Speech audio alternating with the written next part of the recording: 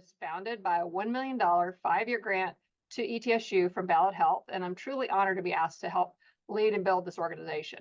The majority of Americans have experienced at least one major adverse event at some point in their childhood. At ETSU specifically, a quarter of our students have lived through 3 or more major adverse experiences, and some may still be living through those. A goal of the Strong Brain Institute is to use the science of childhood adversity, mitigation science, and resilience science to prevent and mitigate the negative impacts of ACEs on children's and adults' lives, and to promote awareness of the use of resilience-informed practices and policies, both at ETSU, throughout the Appalachian Highlands region, and beyond. We are a resource for people to turn to when they have questions about how to best employ resilience-informed strategies and practices in their workspaces. I have the pleasure today of introducing my good friend and colleague, Becky Haas. She wooed me into this work on ACEs and trauma-informed practices almost a decade ago, which is hard to believe. Becky is an international advocate and trainer on the Adverse Childhood Experiences Study and using a trauma-informed approach. She's a pioneer in creating trauma-informed communities. In fact, we wrote the book on it. Work she led in Northeast Tennessee was recognized by SAMHSA in 2018 as a model for other cities to follow. Becky has authored a vast number of sector-specific professional development trainings. Some have received statewide accreditation as evidence-based training, and one has received national accreditation. She's uniquely distinguished for her work with police officers and justice system professionals. And without further ado, here is the expert herself, Becky Haas. Thank you, Andy. Well, it's really an honor, 2 things, to be part of the ETSU Ballad Health Strong Brain Institute and the great work that's being done by the team there. And also, it's really an honor to be speaking today in the Resilience series. So we're going to really put in a lot of information in this hour. So we're going to just go ahead and get started. And like Andy said, for almost 10 years now, I've been doing this work. And I think because I first learned about trauma and ACEs while I was working for the Johnson City Police under an $800,000 crime prevention grant to reduce drug-related violent crime and reduce recidivism. And then later, the chief of police asked me to write a grant for our Family Justice Center, which we've had here in the Tri-Cities or Johnson City since 2017. I felt this was such a important conversation to include in the justice system. So in my own state, the Tennessee Commission on Children and Youth have done a fabulous job for many years promoting this education across our state. But often when I'm working in a city or state in Tennessee or outside, many people feel reluctant to reach out to the justice system, to judges, to juvenile services, probation, parole, and often to police. So what I hope to give you today is kind of a charcuterie board, a sampler of some things that maybe could be logical approach to reaching out to justice professionals in your community, and maybe some talking points. And then I'm going to go through some scenarios of what it can look like in some different settings and what actual work that is being done. So our learning objectives are why justice professionals should understand trauma, how the prevalence of trauma that's experienced by those in the justice system. Actually, it could be one of the highest systems, professional systems, where the individuals served are ACE, have ACE scores. Also, how to identify trauma. Trauma is like the wind. You don't really ever see the wind. What you see are the effects. So we're going to talk about trauma behaviors. And then I'm going to give you some examples of actual trauma-informed justice programs that I've been involved in on a national level or have worked with, spoken with the people, cheered them on that are doing these great works. And then we're going to talk about self-care as a priority for justice professionals. So why should you in the justice field learn about trauma? In 2017, I was selected in a national search by the SAMHSA Gain Center in Albany to come and be a part of a beginning series they launched on how being trauma-informed can improve criminal justice outcomes. And while it was an honor to be there at the SAMHSA Center being trained, some of the logic that they shared is that justice professionals need this training and it can actually improve the outcomes, criminal justice outcomes. It's not a program about the treatment of trauma. One of the things we've learned in the trauma informed field is that your role may not be that of a therapist, but yet your actions can be therapeutic. And that training should be specific to using a justice lens. And that's what some of the work that I've done is through peers and research and meeting individuals in different justice fields, actually try to bring it into justice speak instead of just a broad brush approach. And then in the justice system, as I just said, your role is not to become one of a counselor, but you are the intervention, particularly police, EMS, fire department personnel, first responders. When I worked for police, you would know of calls that were coming in through the day that, boy, you wish that maybe there was a mental health person that could do a ride along, but the police were going to be the first to respond. And so we need to help our justice professionals to understand the prevalence and role of trauma, and then how understanding trauma behaviors will actually assist in certain criminal investigations or referral to additional resources. So, what is trauma? Well, I always like to use the SAMHSA definition around 3 E words. The individual trauma results from an event, a series of events, a set of circumstances experienced by an individual that are physically or emotionally harmful or life threatening, and that have lasting adverse effects on the individual's functioning in several ways: mentally, physically, social, emotional, and even their spiritual well being. And if we had longer time today, we would break down those events, the effect or the experience and the effect. But basically, it's things that happen that can feel overwhelming in life and leave a lingering effect. Using a trauma informed approach in the justice system, it's not about having to know the story of trauma, but it's about building skills to deal with the lingering effects of trauma. In my 10 years now of doing this work, I've never educated people by saying you must know the trauma story. But I like to use this quote that if the only tool you have is a hammer, then you're going to look at every problem as a nail. So, what we're doing today is helping you to have education about dealing with people who would have lingering effects of the traumatic event. So, this is really professional development. Justice professionals should realize the widespread impact of trauma, but understand there are potential paths for recovery.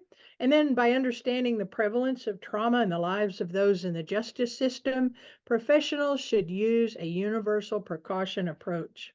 So, some national sampling, this comes from the National Institute of Corrections, of adults served in the justice system. They say as high as 98% of female offenders have experienced trauma, and that's often through interpersonal trauma and domestic violence.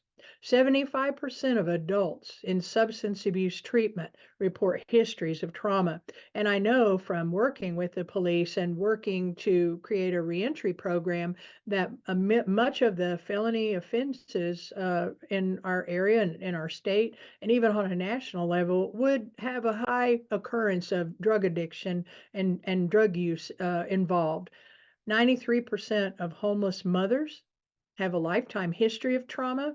70% of adults in the US have experienced some type of traumatic event at least once in their life.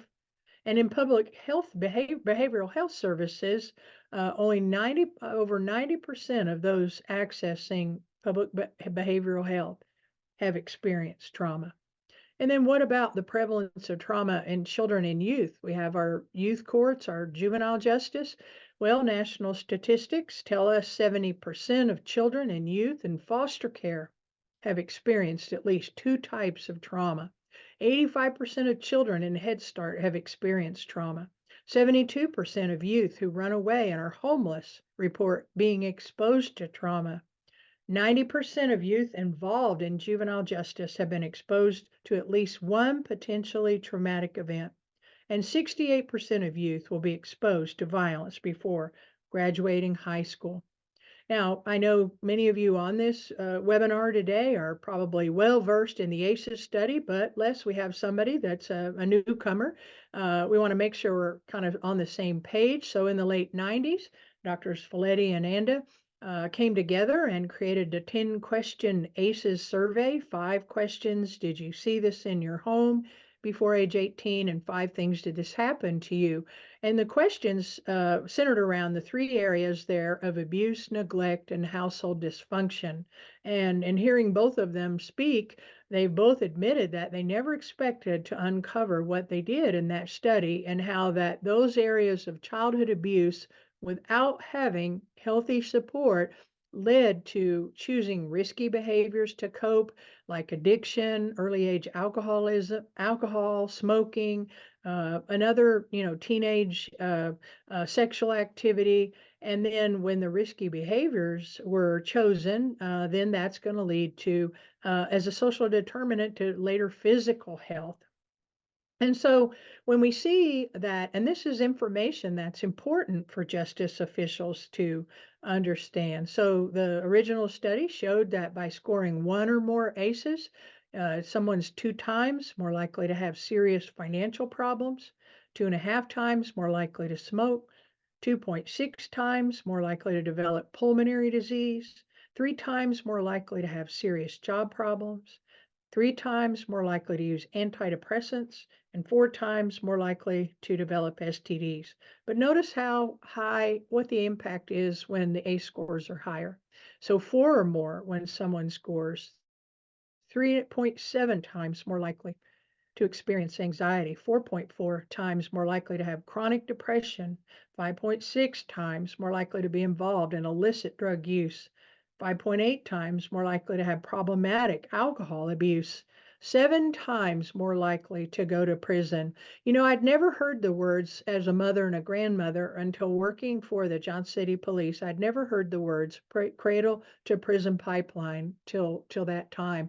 And I wondered, who are children? What are factors that could cause a child that could be on a trajectory towards prison or towards failing and not doing well in school? And professionals, whatever your role is today, to me, this was the piece of the puzzle that had fallen out of the box, by learning that that someone that has experienced childhood trauma and ACEs, without, again, that healthy support, is going to increase their likelihood of being justice involved. 7.5 times more likely to experience violence, victimization in adulthood, 15 times more likely to attempt suicide, and then 1,350 times more likely to face opioid abuse. And by and large, in the United States, we have worked in the last 20 some years to use incarceration as a method of decreasing drug related crimes. But folks, United States has 5% of the world population, and we now have 25% of the world incarcerated population. And I've never visited one city or county yet that said that incarceration was reducing drug crime. So, like Dr. Gabor Mate says, we need to, instead of look at just the addiction, we need to look at the pain. And so when we talk about trauma in the justice field, I want to send a very clear message that this is not about holding folks accountable for actions, but what trauma informed in the justice system is, it's accountability with support. So for many years, the justice profession has used science to enhance public safety. I know by working for the police, using fingerprinting, DNA samples, rape kits, blood alcohol tests, and more. Matter of fact, when I worked at Johnson City Police, my office was right next door to the evidence room, which was a huge area locked up. And, so in there was often science that had been collected, maybe at a crime scene or later, that's going to be brought into court. So the justice professionals are not new to science. Well, you know what? ACEs, it is science. And once trained, law enforcement personnel and other justice professionals can effectively use this science to improve public safety. Now, here's what some leaders in the field are saying. Chief Chris Lusner, he's a great champion for this. He just retired from Middle Township, New Jersey, as a police chief of many years, and he says the research could not be clearer. Exposure to toxic stress and traumatic events is the root cause of many of the issues you deal with in law enforcement. But the good news is what's predictable is preventable. And a no champion from our own state, wonderful Judge Sheila Calloway. I had the pleasure of interviewing her for a series of justice interviews I did this past summer. And she said, Becky, knowing about ACEs, it's not about going soft on crime, but it's becoming smart on crime. And this is from a real celebrated judge in our own Nashville, Davidson County Juvenile Court. And then there's Rob Reed, who works in the Attorney General's office in the state of Pennsylvania. I also interviewed Rob, and he showed me a 150-page document that they had just put out of the AG's office on trauma-informed justice across the state of Pennsylvania. And Rob says that trauma needs to be viewed as a public health matter if society is going to benefit individuals in a lasting and positive way. So what could traumatic stress reactions look like for those in the justice field? Now, I'm just going to let you look at this slide. And as was said earlier, we will make the slides available to you. But whether you're working in a courtroom, whether you're a bailiff, whether you're a CASA worker, guardian ad litem, whatever your role may be, you're going to be able to recognize some of these different types of behaviors. And we just want to plant the thought in your mind that these are all characteristic of someone who is a trauma survivor. So we have physical behaviors, emotional, and then we also have cognitive. Oftentimes, law enforcement feel that sexual assault reporting is false reporting because it's delayed reporting. Well, as we're going to talk in a minute, it really helps you build a stronger case that it's not a false report when you understand that delayed reporting actually builds a stronger case that someone has experienced trauma because cognitive impairment is a characteristic of someone who's experienced trauma.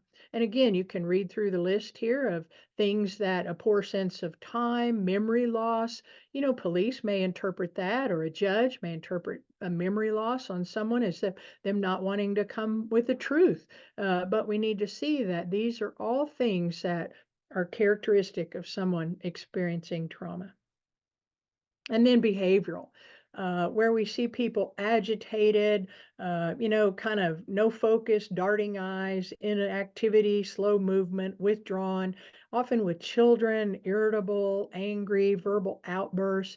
One time, often when I'm doing professional development for any sector, but particularly law enforcement and justice, is that we need to not ever take the behavior personal, because we're going to see these behaviors. And if it's a high prevalence of individuals who are trauma survivors, then these behaviors we're going to see these on a day-to-day basis. So we need to understand that that's related to the experienced trauma of the individuals we're serving. And then here's what I said earlier, that trauma behaviors really could be used as corroborating evidence. So when you're taking a statement from someone that maybe is saying that they've been assaulted in some way, and usually can be a delayed reporting, and usually someone will have told a friend or a relative ahead of time if they'd been assaulted in some way, but they're often reluctant to come into police. And again, some of that is because police at times have had a high perception that the reporting was false. So if the on-ramp to the justice system, is skeptical that this report could be false, then you can see why people may be reluctant. But you can look for signs of social isolation, avoidance of maybe certain location, and maybe a change in someone's school or work performance. I saw recently a study about how susceptible freshmen in universities are in their first semester to maybe experience, date rape or some sort of a violation, and their rate goes up higher if there's someone who experienced victimization as a child. Also, weight gain or loss, personal relationships, their behavior with the suspect, or maybe a relapse where alcohol and drugs are concerned. And so I just pulled this out of my trauma-informed policing training. So I have a state post-certified for 5 years now, a trauma-informed policing training. I had the high honor, excuse me, of last August being invited to do a 2 hour snippet of this 3.5 hour training. It's also got a train the trainer and a leadership module. But I was able to record it in Nashville for the Virtual Police Academy. So I just saw the other day the finished product, and it's about to go in the catalog so that police across the nation can begin to understand about trauma-informed policing. So when I worked for the police, something that was a bit of an eye-opener to me as a community member was what the nature of police work really is.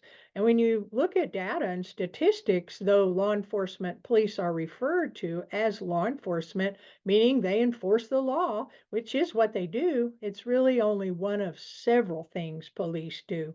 Yes, police fight crime, but really a high percentage of their work is social work, conflict mediators, traffic directors. And to hear from our 30-year veteran police officers when I worked for the police to say that many days they felt that they were more of a social worker, a preacher, a mediator, because the work, that's actually a lot of what the work is. And in 2020, around the climate of tension on race-related police misconduct, and one thing I encourage community members, now is a very good climate to begin to talk to your law enforcement as well as your justice professionals about trauma informed, because of national tensions around race-related police misconduct. There's an outcry for reform, and there are some things that need reform. And so I think this is a really set up a climate where law enforcement more and more are wanting to understand about trauma. So in this 2020 New York Times article, a data review of 10 police agencies, including precincts with the high violent crimes, was reviewed. It included Baltimore, New Orleans, and they showed in this report that the violent crime in these high crime, violent crime police departments, it actually only made up for 1% of the calls for service of an officer's day. But then actually this information came through one of our Strong Brain Institute social work department members that shared this great article with me.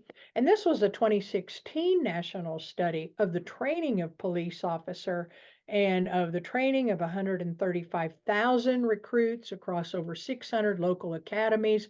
They found the high end of training was in firearm, self-defense, use of force, and another 42 hours was on criminal investigations, operating emergency vehicle. But if you jump down to the end, topics like domestic violence, homelessness, substance abuse, and trauma were so rarely mentioned that didn't even make the data set. So, you know what I'm finding? Police officers and justice professionals are like any professional out there. They want the skills, they want the knowledge to do their job well. And so now we see that the high end of their job in police work is social work, but the high end of their job training is around use of force.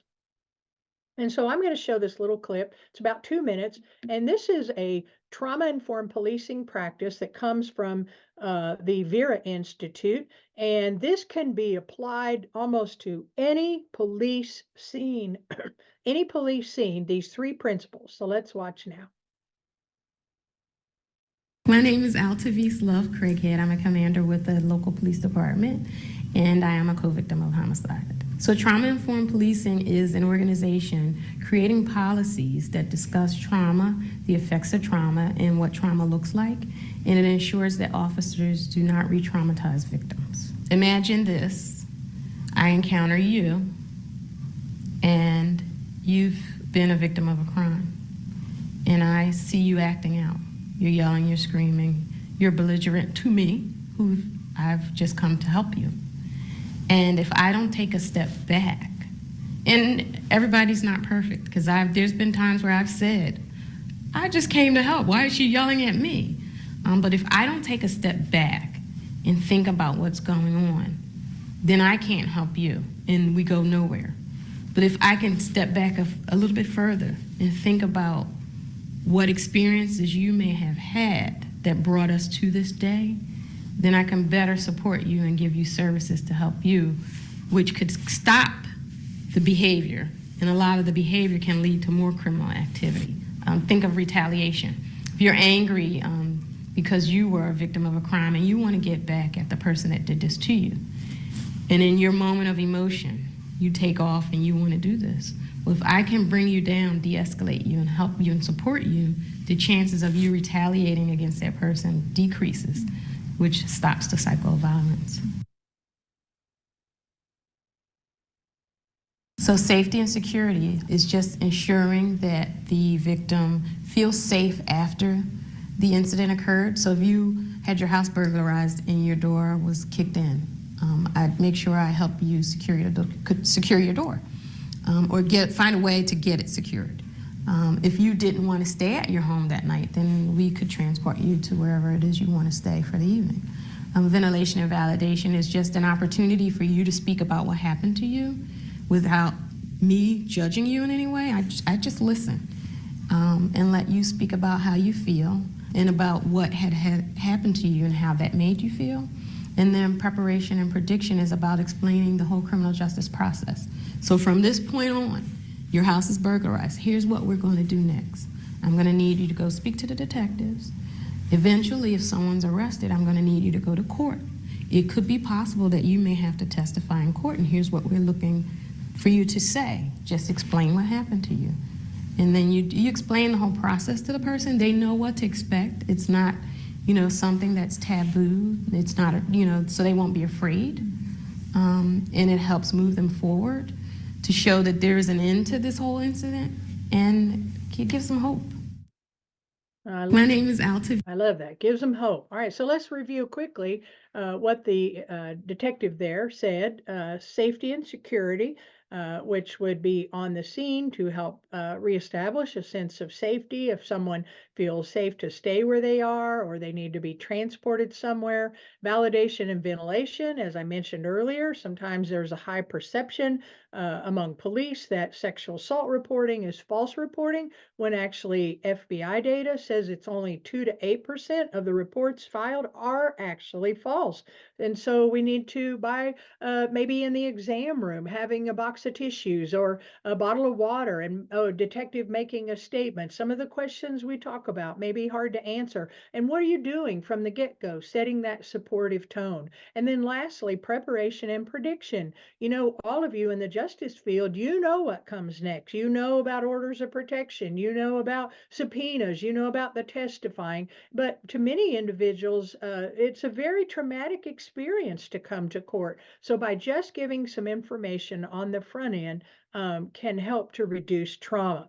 Now, real quickly, we want to just take a few seconds to do this. I want to give a little case study and get you to go to the chat, and I want you to help me. And somebody there on the team is going to read out a couple of things, but we want to give you a chance for some skill building. So we want to consider police responding to a domestic violence call with children on scene. So any of you want to go into the chat? Number one, tell me, what could you do to help rebuild a sense of safety and security? Just give us some suggestions what you would do responding to that scene. Domestic violence with children on scene. And when a few have come in, if Andy or Lisa would read a few.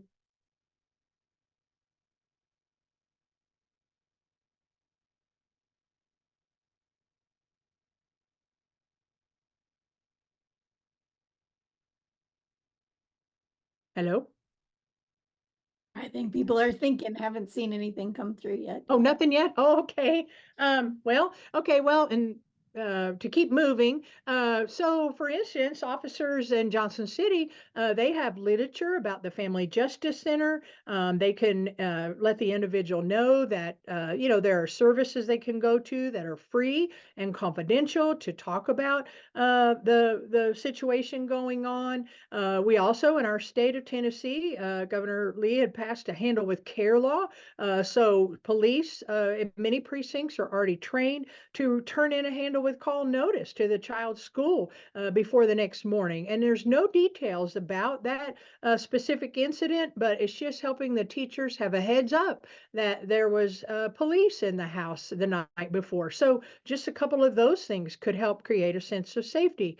And then ventilation validation, again, just allowing the victims to talk about in a with a supportive tone, a supportive way that you're, taking the statement, not being argumentative or cross-challenging, but just allowing people, and even, at times empathetic statements such as, "I'm sorry this has happened to you," and then preparation and prediction, as the detective said in the video, letting people know that you may have to testify and here's what will be required.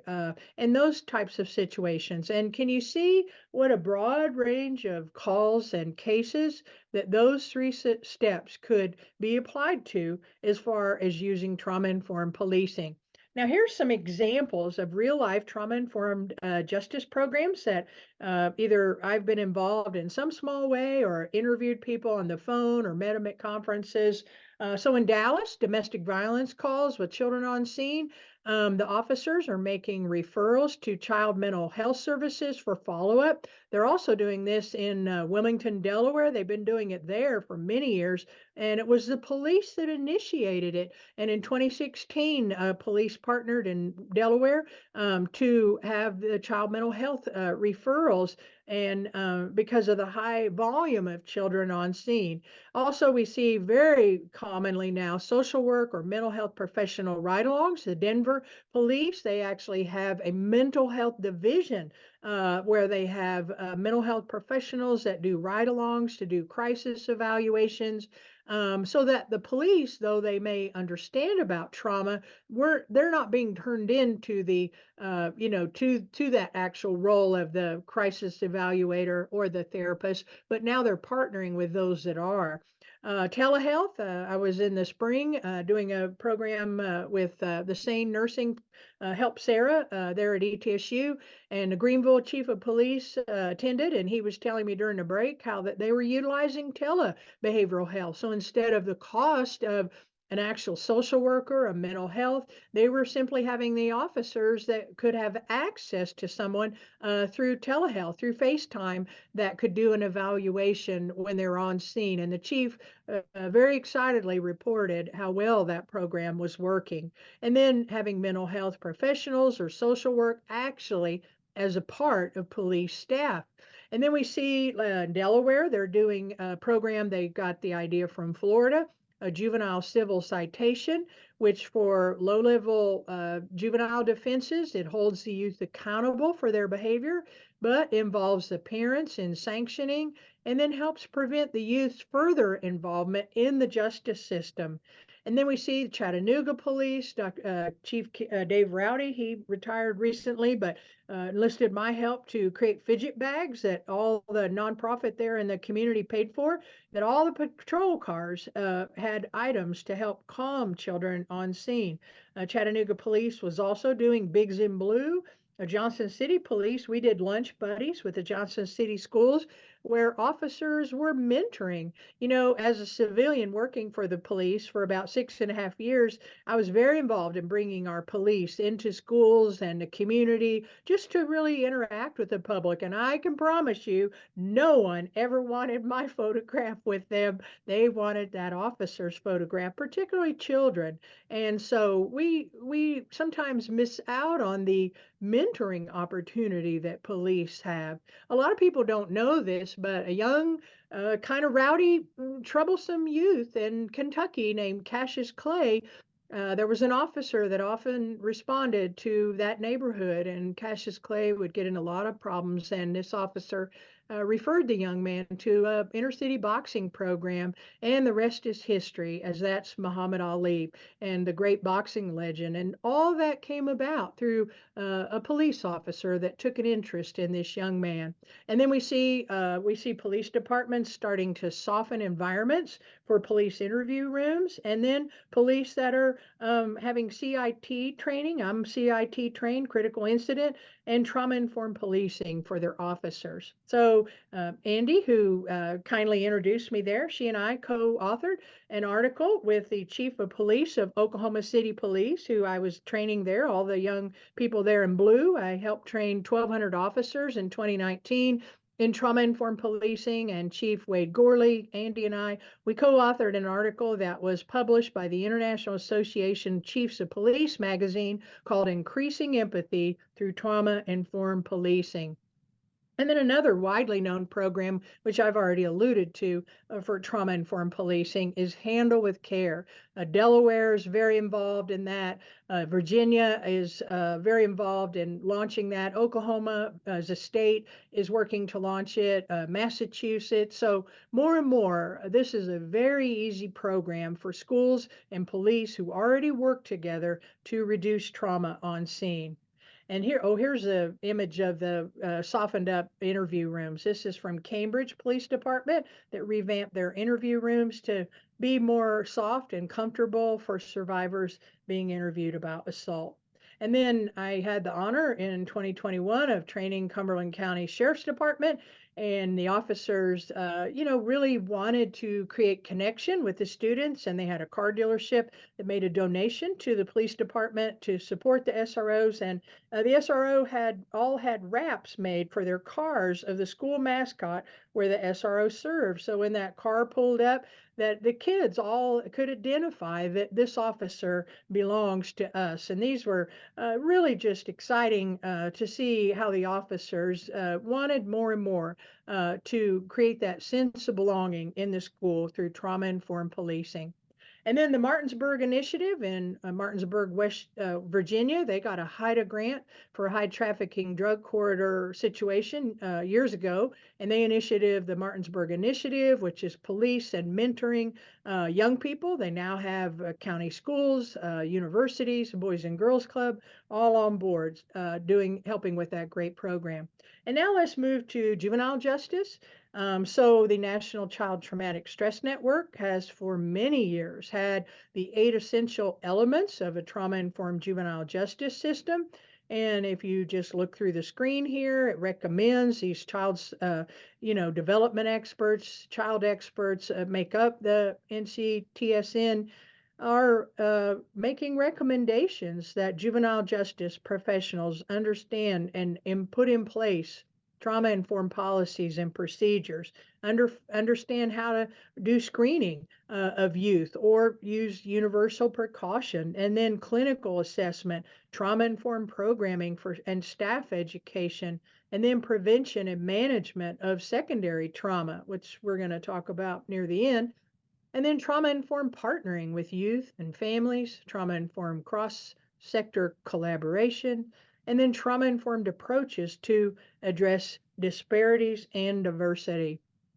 So I've been tickled to do work with the Texas Department of Juvenile Justice. I've been 4 years, 4 times to speak to the chiefs, the chief's leadership of all the chiefs of juvenile justice across the state. Last year, I did a 3-hour workshop on moving from trauma aware to trauma competent and what could be some practices in juvenile justice. And we had some really great conversation with the chiefs. On the left there, that's Chief Scott and his team that are in Williamson County, who've actually won a national award for the work that they're doing around trauma-informed. In 2016, they utilized the training from Dr. Karen Purvis at Texas Christian University, TBRI, Trust-Based Relationship, and they had the training for all the staff. And then in 2017, they did an overview of TBRI for attorneys, law enforcement, court staff, and all those involved in the legal and justice. They also began to do outreach to the schools. And then in 2017, judge initiates a requirement that all attorneys appointed to juvenile cases must attend a full-day trauma-informed video workshop. And then in 2019, they begin to birth a coalition. And in 2023 or 2022, I was a keynote speaker at their coalition meeting. And so this community resilience building is being led by the juvenile justice system, which is so exciting. And so here were some of the outcomes that Williamson County began to see. They started seeing youth escorted into court by youth engagement specialists that would be more in a relationship way with the young people, and where there was, unless it was a serious safety issue, that no handcuffs or restraints were used. The availability of sensory items in the court, like fidgets, therapy dogs in the courtroom and the holding area, judge expectation of limited adversarial arguments that could re-traumatize youth and family, and the judge making eye contact, check-ins, validating their feelings, and treating all in court with dignity and respect. And judge, attorneys, prosecutor, juvenile services, all being trained in trauma-informed care with intentional focus on not re-traumatizing. And look at these outcomes. This is just a snippet from their residential services, a 6-month follow-up comparison after the TBRI implementation. They began to see 83% decrease in youth grievances filed, 93% decrease in suicide watches, 31% decrease in physical restraint, and 45% increase in completion of the program. And then in 2021 or 2022, Ben David elected DA in Wilmington, North Carolina. I was really pleased to be a part of the audience of hearing this announcement. Chief Justice of North Carolina, Chief Justice Newby, announced in a public meeting that they were going to create, it was 2021, they were going to create ACE-informed courts. So they invited the help from Duke University, and this committee has worked with the courts to help prepare training and begin to roll it out across the state of North Carolina for 6,500 court officials in North Carolina. Now, I want to play quickly a little interview I did with really a legend in this, Judge Tepper. She served the 6th court in Florida. She was a champion in helping to roll out safe baby courts, which I know we have Dr. Mosher on our Strong Brain team, and she's on this webinar, and she certainly championed our safe baby courts in the state of Tennessee. But when I was conducting my interviews with some justice experts, here's just a couple of things that Judge Tepper said about why judges should understand trauma.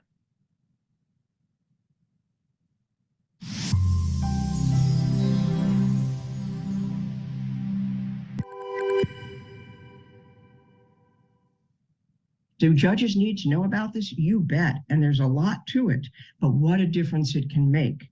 You know, when you have a judge that understands trauma and conducts their court appropriately, number one, if people say, well, I don't have time to do that. Actually, this is going to save you time in the long run.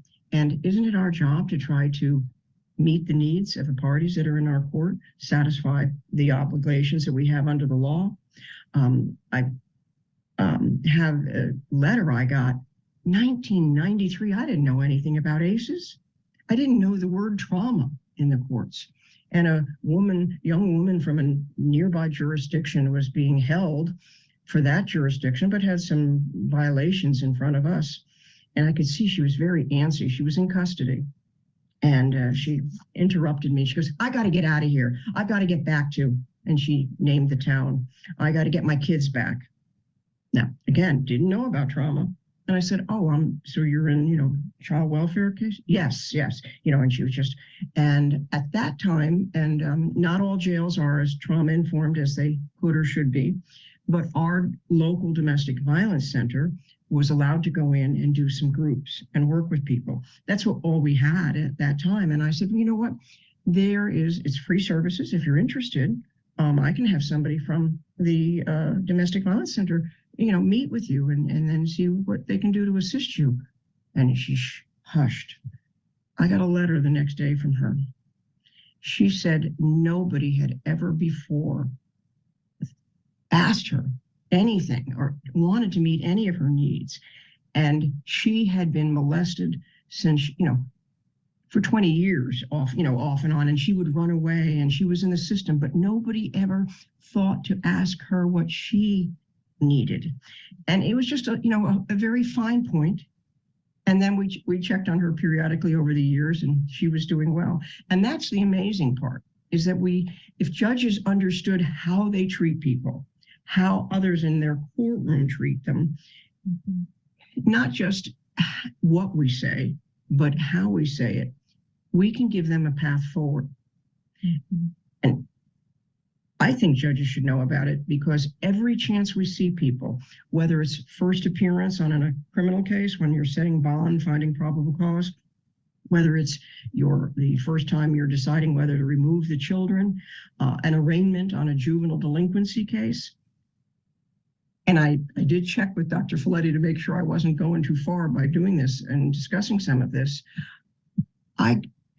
Including what we're going to be doing and what we're going to ask of you and how the process is going to work, I would tell them a little bit about ACEs. And of course, sometimes you'll have enough background to tell you, but I didn't need to know that. All I needed to tell them was, sometimes bad things happen to us. It's not your fault. It's nothing you could have done to have changed it. And I said, so, along the way, we want to try to see what we can do to help you heal. You're entitled to heal. And with my juveniles, I said, and by the way, if you want, I can have somebody talk to you while you're at the detention center. And before I know it, I'd have male and female juveniles crying and wanting to talk to somebody. And it's a start. It's an acknowledgement. It's the validity. Nobody ever believed them. And Judge Tepper, she's done amazing things. She's implemented the therapy dog. She had Rotarians that started making quilts. Often when children were placed into state custody, they were picking out quilts. And one of the things I really wanted to highlight that Judge Tepper said in that little interview was that she, even when the juveniles were in the detention center, would have individuals trained that could talk to them about ACEs. So again, I want to make the statement that trauma informed in the justice system is not a get out of jail free card or something that we're not holding people accountable. No, it's accountability with support. So while juveniles were still going to a detention center, waiting on a trial, waiting on the next steps, but yet to be able to bring this healing information, which can make a difference. And other judges that I've interviewed talked about maybe later being invited to college graduations of people that have come before them, asking them do their wedding, and so that they stop seeing the revolving door of the same individuals in the same family, second and third generations, that trauma-informed work in the courts was making a difference.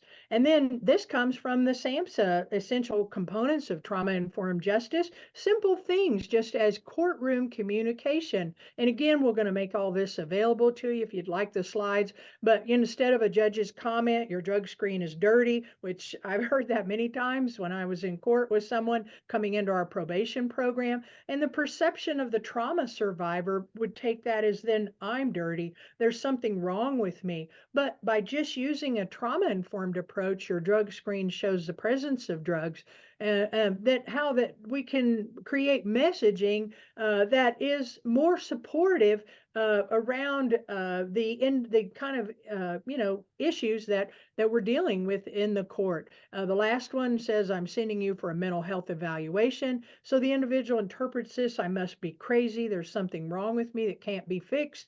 But instead, we could say, I want to refer you to a doctor who could help us better understand how to support you. So I've got the link there to this guide from SAMHSA that you can check out their recommendations for the communication. And then here we see I think a lovely story from a trauma survivor court processes and procedures. And in their words, they said, so here I was in front of the judge asking for a restraining order against a family member who is also going to be in the courtroom that day. And I was actively hearing voices. So they were in psychosis. I was having a very hard time expressing what I needed to say to get the job done. The restraining order was against my grandfather, and the judge was an older man who looked like my grandfather. So I couldn't speak. I had to try to articulate something that I was not even able to speak about very well in the first place, and I needed to do it quickly and succinctly. But what the judge did was pretty incredible. He asked me to come forward. It created a sense of privacy so I didn't have to shout across a busy courtroom. He really helped me in that simple act of asking me to come closer, and I was able to do what I needed to do, and he was able to hear what he needed to hear. And I had been in mental health system 14 years, and this judge changed my life by this one simple act. And now we want to end by just talking about self-care for justice professionals.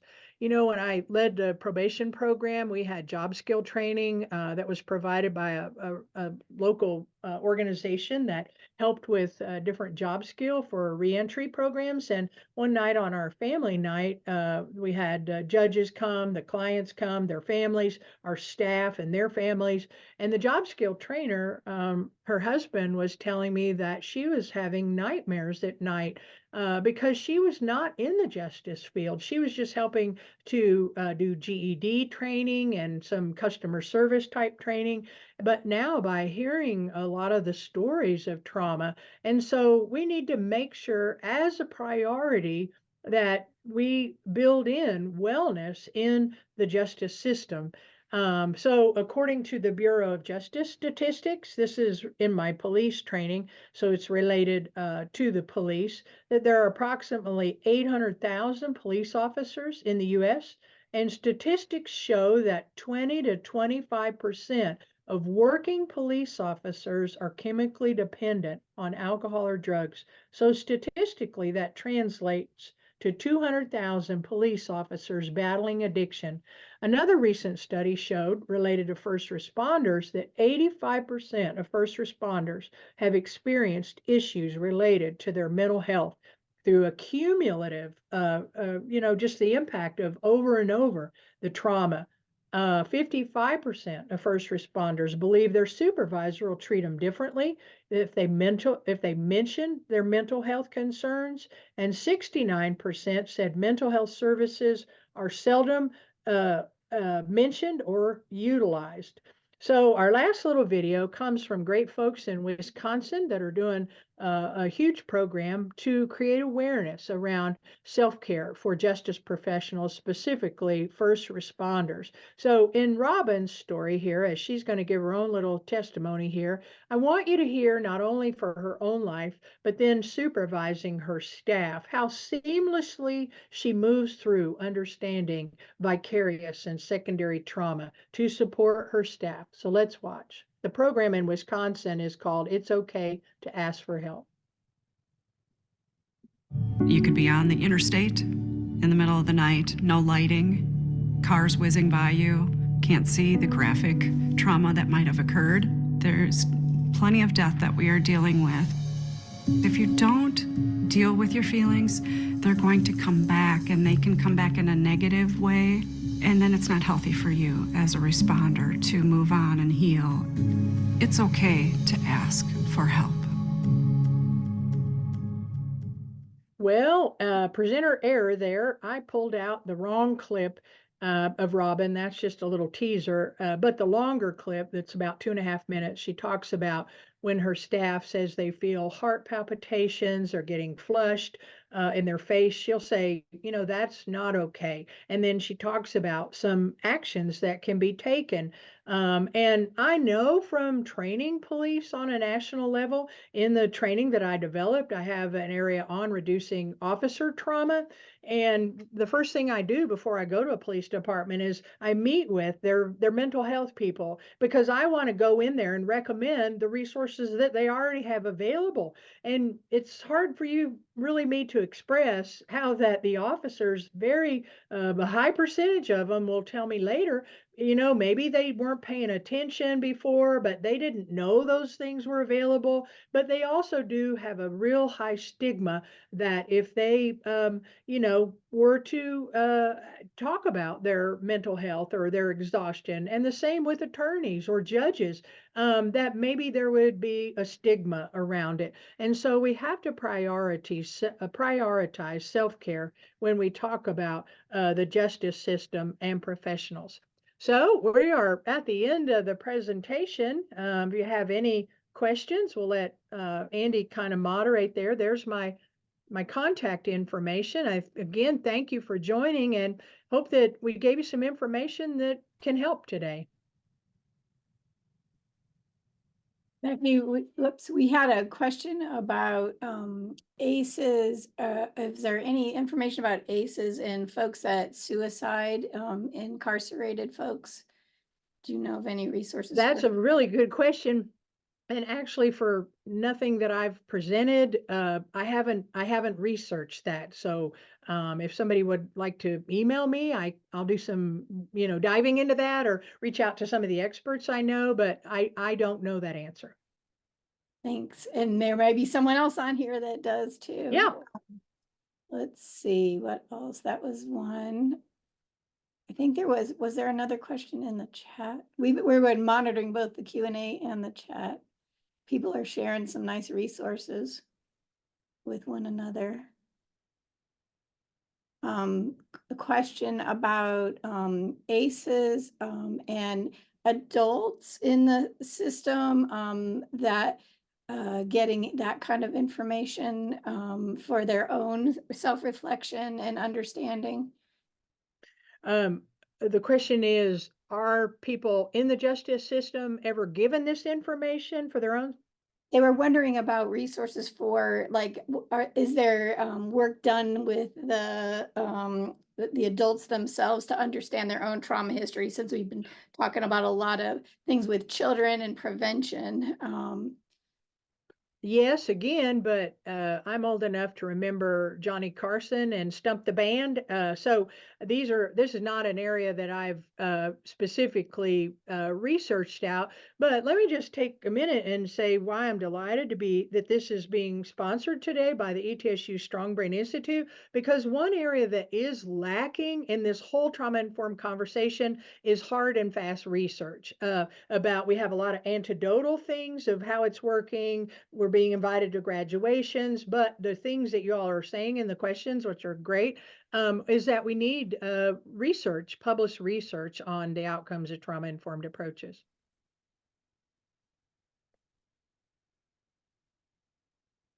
I think we had a rhetorical comment.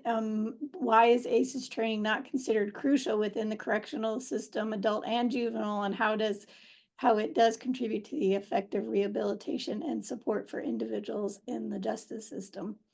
Well, that is, I'm honored to say, last week I got an invitation to speak at the Connecticut University Law School at the Connecticut Judges Institute in June to speak to 170 judges across the state of Connecticut. I know in our own state of Tennessee, people are working very hard to last year in the session, Abriel's Law was passed, which has to do with child custody in violence cases. And a part of that, those that are sponsoring that bill want to see our own state of Tennessee have an updated training that would include trauma-informed training. I know the state of Florida, where Judge Tepper is, if you go to Florida courts, you will see her on there with a wonderful little video. Our friend, Dr. Mimi Graham, who's at Florida State University, they've created modules for Florida. Ben David over there in North Carolina. So my answer to that question is it's coming, maybe not fast enough, but it's definitely gaining traction. And I think we have time. One more, Becky. We know that there's a high correlation between those who are incarcerated and those who have disabilities. Do we have information and training how trauma may manifest differently for those who have various disabilities, for those working in the justice system? That is a wonderful question. And I often hear that question on the secondary education level, that maybe even the National Child Traumatic Stress Network has a brilliant graphic about ADHD and trauma behavior. And so to distinguish between the two. So the answer to the question is, that work is not being done standardized in jails and in prisons or with individuals in the justice system. But I'm not going to give up that it won't be at some point in time, that people are often mistaking maybe a disability where it really is trauma behavior. But to your question, where trauma behaviors are going to show up a little different in someone that does have maybe psychosis, bipolar, some of the things that are diagnosed. So, I would like to maybe say, wait and see. Well, thank you. And thank you so much. This was awesome, Becky. And I know we could always do way more time with you, but we're up to the end. And I appreciate folks who shared resources in the chat. Please fill out the feedback, and we hope you'll join us again. Or if you have thoughts about some other folks who might talk about juvenile justice and resilience and trauma-informed work, we would be glad to hear it and support them with doing some more presentations on justice. So Becky, thank you again for being here. All right. Thanks, everyone. Bye. Bye-bye. Thanks, everyone.